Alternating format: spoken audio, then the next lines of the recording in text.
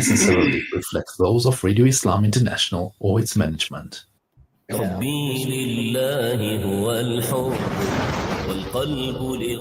are tuned into Sabahul Muslim on Radio Islam International. 16 minutes past 8. You are listening to Sabahul Muslim Drive Time on Radio Islam International. News has been swirling for some time around the state of affairs at Al Mabrur Investments. Investors have been complaining on social media that they have submitted withdrawal requests months ago, over a year ago, and to date they haven't yet been paid, and that recently the percentage of profits have declined significantly, and in the case of some investors, declared profits have not yet been paid out.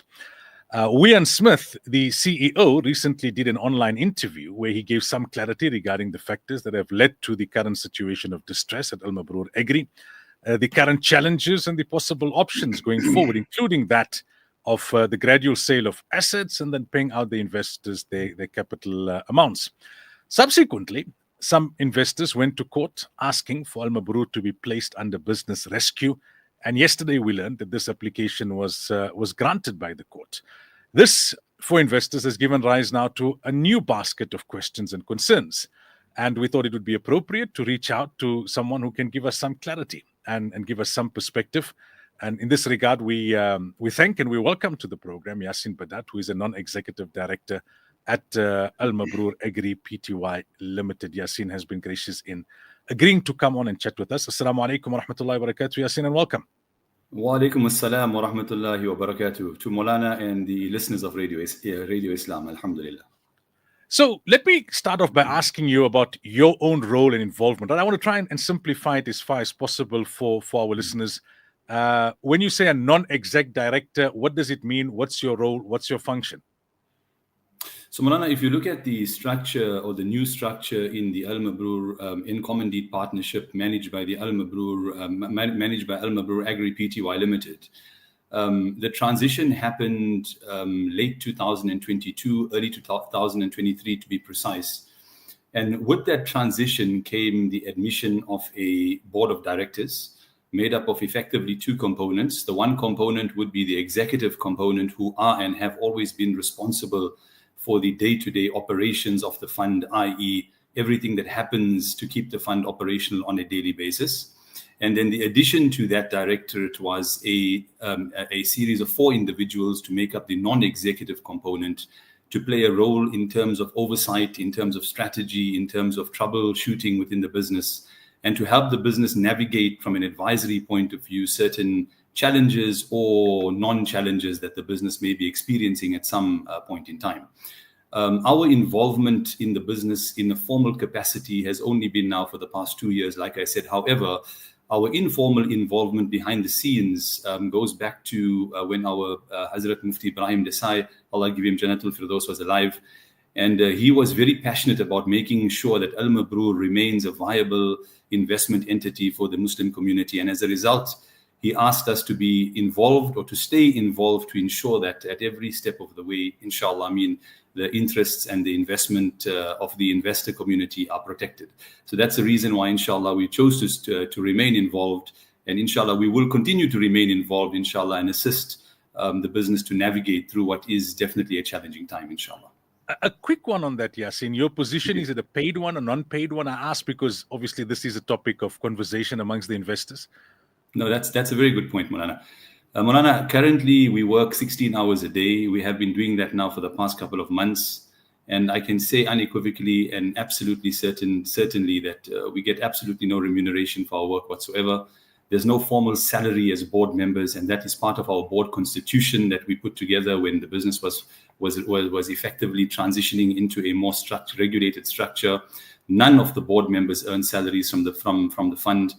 The only thing that we are able to invoice the business for, and that is from time to time, is when we do attend board meetings for our accommodation and our air tickets to get to obviously the head office in Stellenbosch, and a small stipend that we are able to claim for the particular day. But even that, in most cases, board members don't actually invoice for, because ultimately it's not about the money. It's about making sure that, inshallah, the right thing happens always for our investors, inshallah. Now, I just want to once again simplify it for our listeners, right? You speak about Agri SA Pty Limited. For the common investor, they just know Al Mabroor. Correct. And many of them invested in livestock, be it cattle or Correct. buffalo or whatever. Now we Correct. understand subsequently that Al Mabroor diversified, there's accommodation, there's diesel and whatever else. Just in layman's terms, give us the structure and explain to us, is it only the livestock or the farming component that is dealing with challenges, or is it across the board? No, so Maulana, Al Mabroor as an investment house, so to speak, is managed by Al Mabroor Projects, which is Vian and his investment team, his company, which has always been a very critical part of the operation. So like any investment firm, investment company, you'd have a variety of different projects or investment opportunities under the umbrella of the organization. Al Mabroor is no different. So the Agri Fund is effectively one of the pillars within the Al Mabroor stable of investments. There's the hospital fund, there's the student housing fund, there's the vehicle finance project, for example, which all make up structured pillars that function and operate independently, but administered and managed by Al Mabroor Projects. That's effectively how the business is structured. The problems that we are seeing at the moment are isolated to the Agri Fund. I must confess, even though the hospital fund and the student housing fund being real world opportunities are not immune to certain challenges as well. Every real world business, every real world investment opportunity will have operational challenges that come up from time to time. The hospital fund, for example, even though that's not a part of the conversation today, deals very heavily with the road accident fund. And for example, there are some challenges in terms of recouping some funds that are currently owed, and the team is working very hard to get that under control. The student housing fund, the two buildings that Al Mabroor have are Highlands Loft and Saratoga out in Gauteng. The bulk of those beds are occupied by NSFAS. And we know NSFAS as well, occasionally does have a couple of wobbles here and there from an admin point of view. And unfortunately, those administrative issues when dealing with these kinds of organizations do have a tendency of trickling down to the investor community.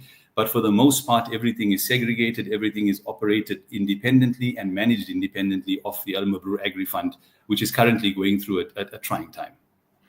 All right. So if I understand what you're saying correctly, the bulk of the challenges are around the Agri Fund, although there are challenges in the other projects. And that's why some of those investors have also been complaining.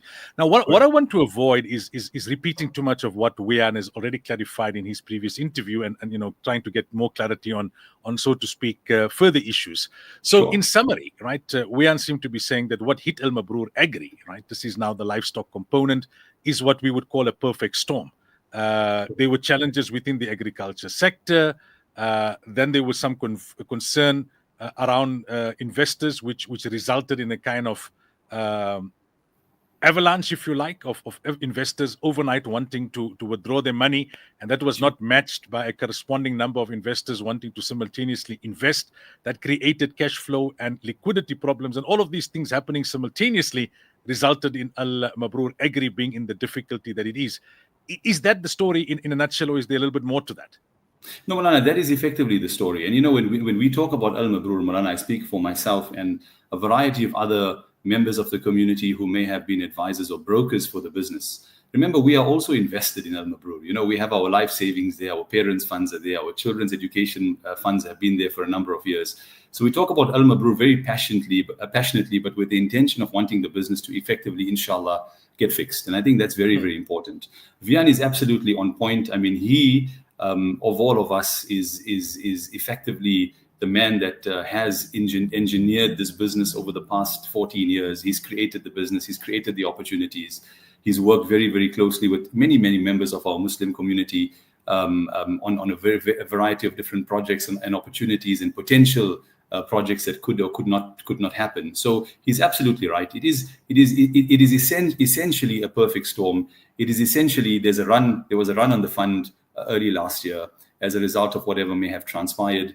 The fund basically said, okay, the only logical way for us to effectively satisfy the investors that are wanting to withdraw would be to dispose of assets. That process was managed throughout what was a difficult agricultural environment last year, unsuccessfully. And I think to be very fair to the investor community, the communication from Al Mabroor perhaps maybe could have been handled a bit differently. I know that there were many promises made, there were many commitments given, especially during the course of last year, that investors latched onto. But the nature of business and the nature of business deals, or the kinds of agricultural deals that happen behind the scenes, especially in the agri fund, are deals that are subject to a variety of external macro factors and micro factors that might effectively allow the deal to either continue or not. And I think in Al Mabroor's case, nothing they did last year worked. Nothing they did last year worked. Their communication didn't work. Their strategy to dispose of assets definitely didn't work.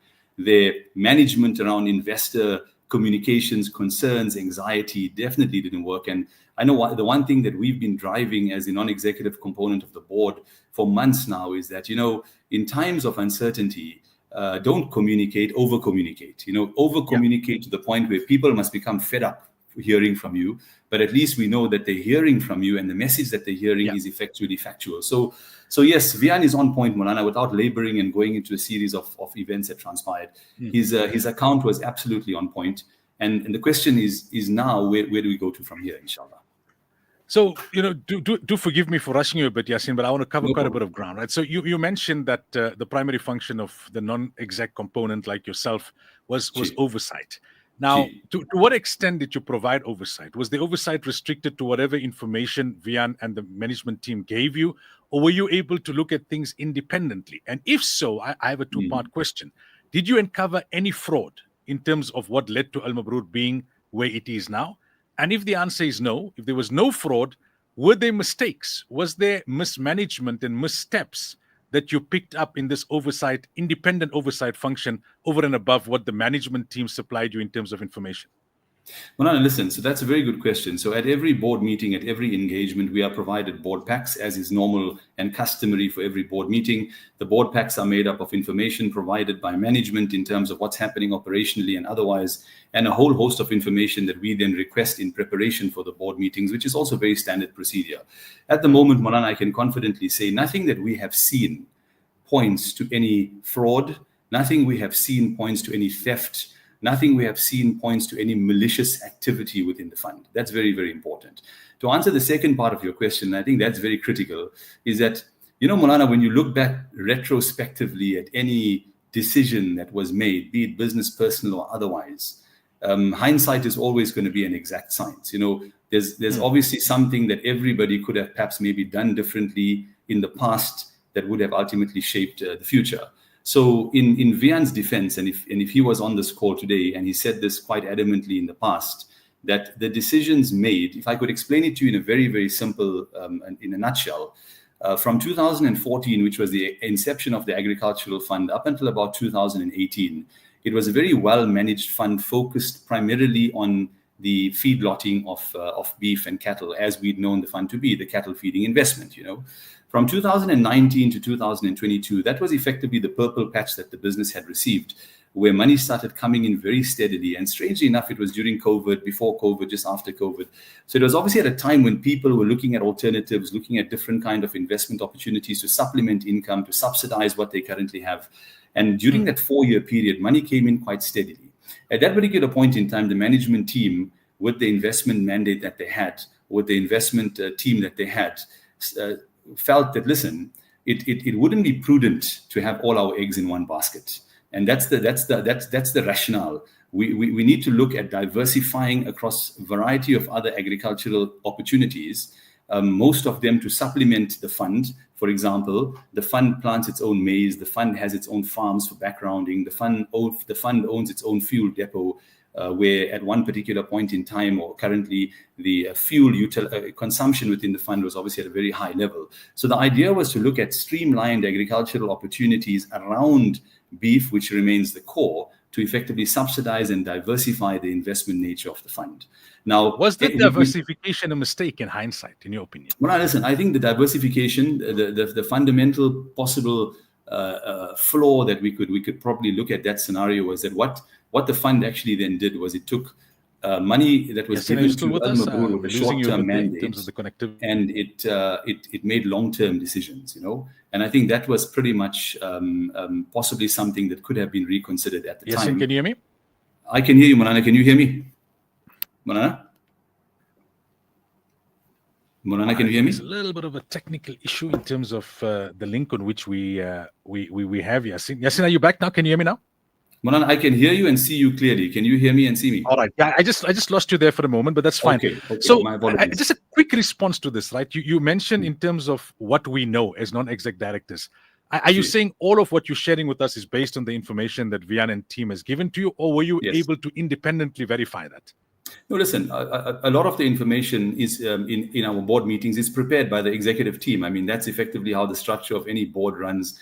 The executive team is mandated to prepare board backs, to prepare information based on what the non-executive component require and what needs to be discussed at board meetings. And the conversations are quite detailed: financial discussions, operational discussions.